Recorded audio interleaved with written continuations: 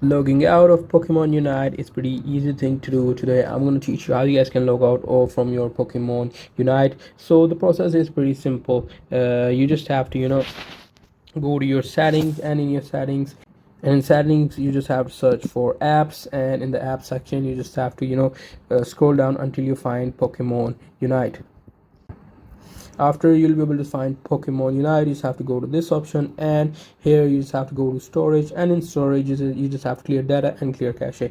What it will do is it will log out you from your Pokemon Unite account, but this is for Android. For iOS, you just have to reinstall the app. The process is pretty simple.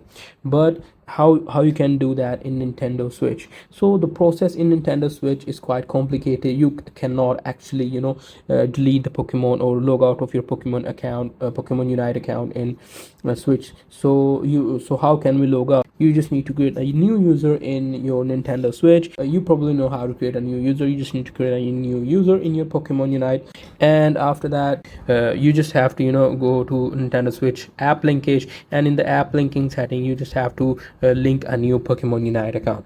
So that's pretty much it. That's how you guys can log out your Pokemon Unite account from your Nintendo Switch, iOS and Android. Hope you guys find this very helpful.